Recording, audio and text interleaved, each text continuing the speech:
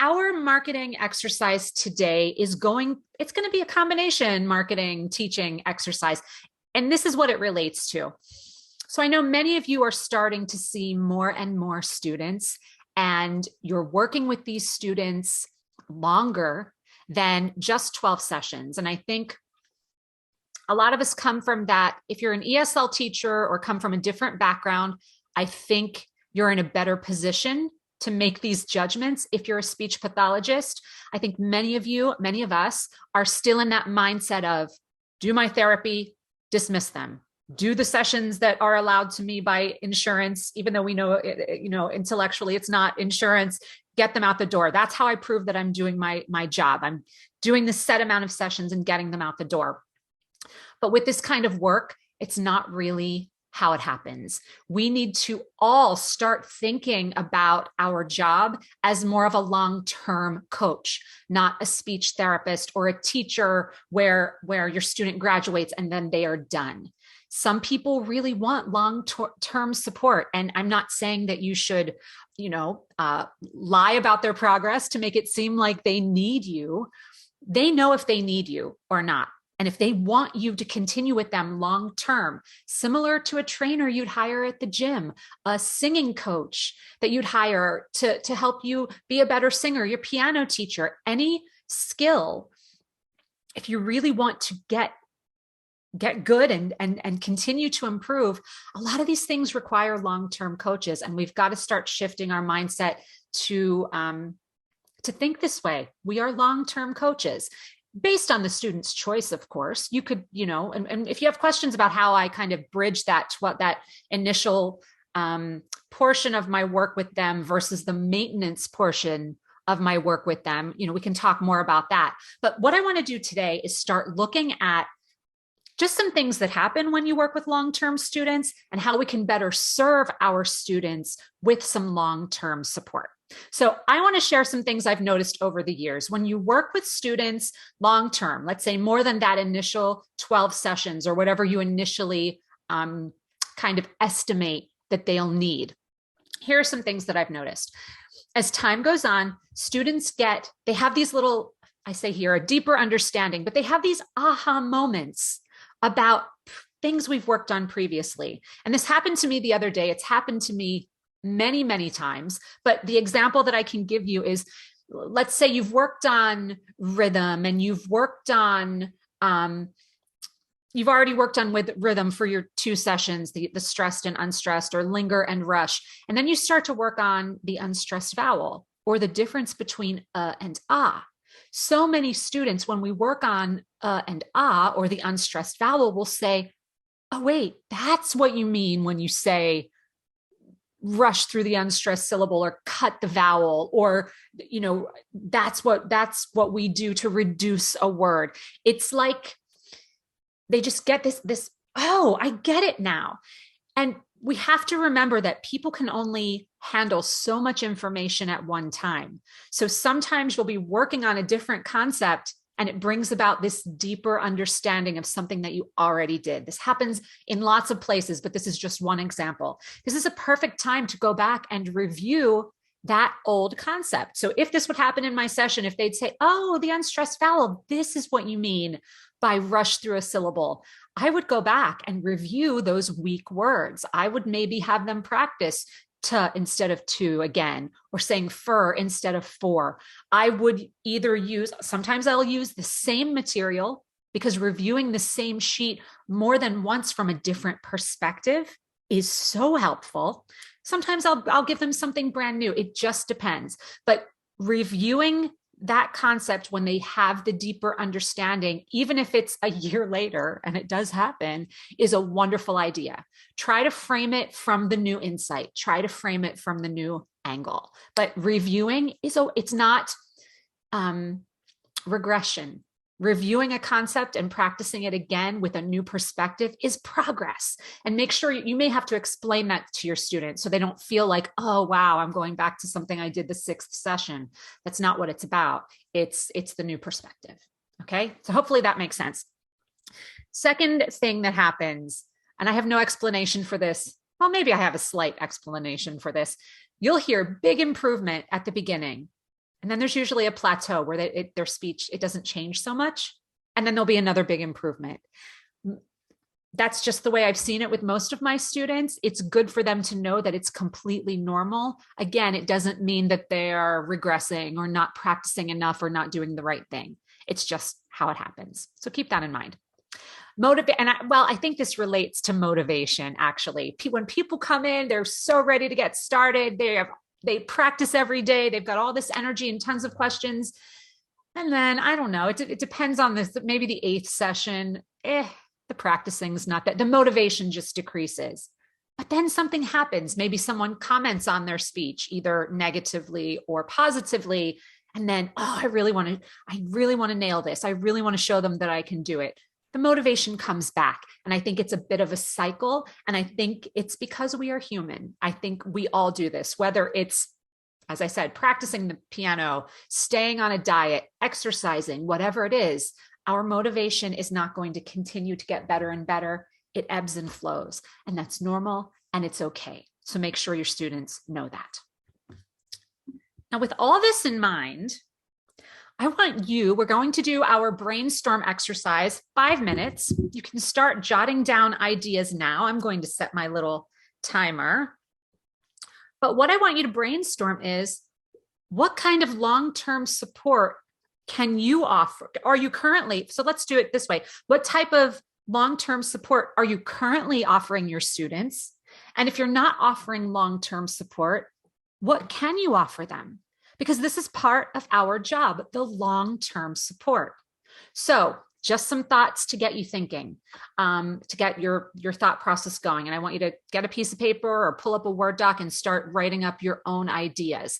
But the first thing you may want to think about is, do you want these services to be part of a package or pay as you go? And this is totally up to you. I think there are pros and cons to both.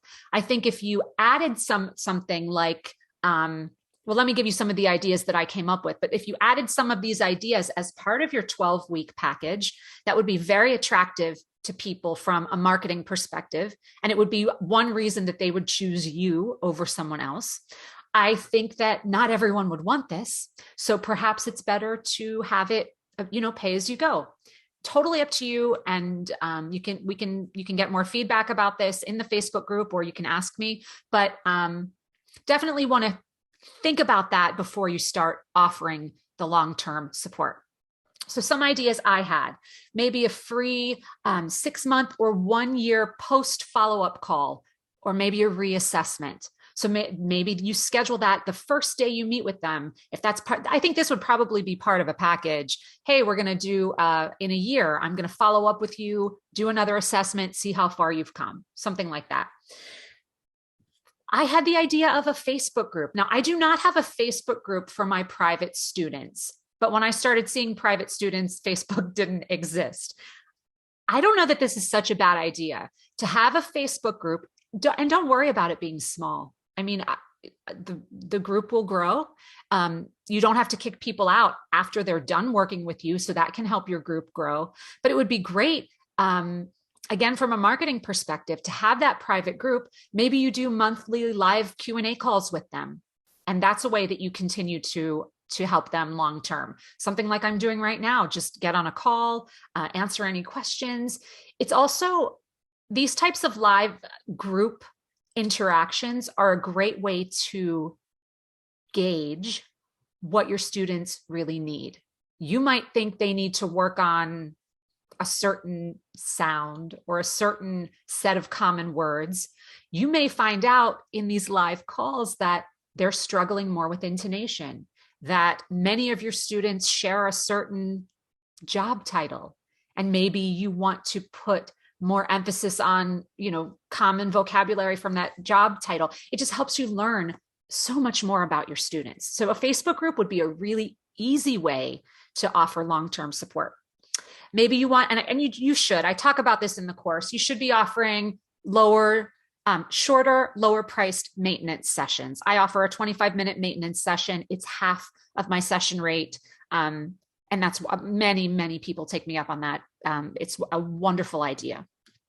Maybe you want to do an online course or a self-practice library. I also have this for my students, and it's amazing. They love it, and they continue to use that library and pay for it even after they stop working with me. But then they'll check in every now and again too. So not only it's helpful for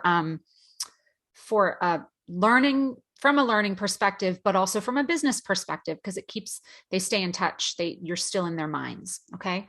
Maybe some type of virtual check-in. Maybe you check in with them via text, audio recording, video recording, SpeakPipe, which I talk about in the course, Loom, where you can record videos. I've been using Loom so much lately. It's amazing. And maybe you just do it randomly. Maybe you give them a specific number of check-ins. Maybe it's scheduled at various intervals throughout your program, something like that. Conversation groups. I've been saying this for quite a while. If anyone could figure out that's what my students want more than anything. Conversation groups where they can practice, where not quite the cost and commitment of a one-on-one session, but a place where they can check in, practice speaking, get some feedback. And if you can figure out a way to do that, that's scalable, right? So you're not putting too much time and energy for not enough money into that, you would be so successful. So just something to think about. Those were my ideas. I want you to brainstorm yours, and you have 15 seconds left. I'll be quiet for 15 seconds.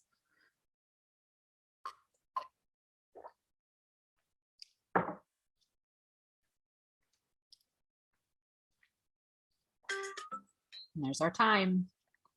All right, does anyone want to share any ideas or get feedback on any ideas? You do not need to share. That's totally optional. But if you want to type something into the chat, I can tell you what I think, maybe get some feedback from other people. Feel free to do that. But what I want you to know as you're thinking about this long-term support, we talk in the course about cold, warm, and hot audience. This is your hot audience. They already know you. They already like you. They already trust you. So these, from a business perspective, these sales and enrollments are so much easier than finding new students or cold traffic. So building your business is easier when you focus on people who already know you.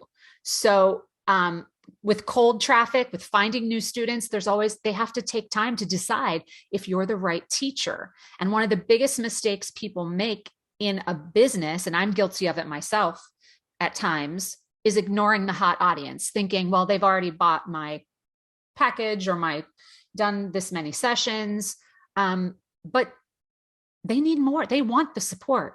So from a business perspective, they're much more likely to purchase or enroll.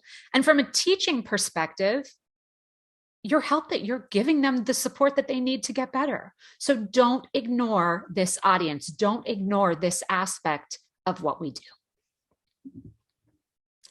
And just a note, so if you don't have any type of long-term support to offer your students right now, I suggest that you build your own, because it will help your business. It will help your sales. But if that seems too far down the road or too daunting of a task right now, my student libraries are available to your students. I'm in the process of making them identical to the teacher libraries, but that will be time to be determined, but they're very, very similar. They're perfect for self-practice. This is what most of my students use. The student practice libraries are relatively white label. I mean, I'm the only teacher in them, but in the lesson notes for each video, I say things like, make a list and bring it to your instructor. It's not all about me. So it is designed for teachers to use so that their students can get practice. Okay. So if you want a tour of it, I'm glad to show you around. There is an additional fee per student, but it's super affordable. It's the lowest cost. There are a couple of different options, and I'll post a link to the info page if you're interested, but the cheapest option is $9.99 a month. And that's what most of my students do. And I do nothing. They sign up on their own. They, create a Kajabi account. When they're ready to cancel, they can cancel on their own inside the course. They don't have to do anything. And if there are any issues with the course, then the Accent channel takes care of it. You don't have to do anything. So while this is not going to benefit your business as far as you earning money on the course, having this option of a self-practice library does add value to your services, because a lot of teachers out there aren't offering it. So just something to consider. As I said, I'll post more information. I'll post the link below the replay of this video, but definitely something to think about until you're ready to create your own practice library for your own students, or to find a way to give them that long-term support. Okay, wonderful.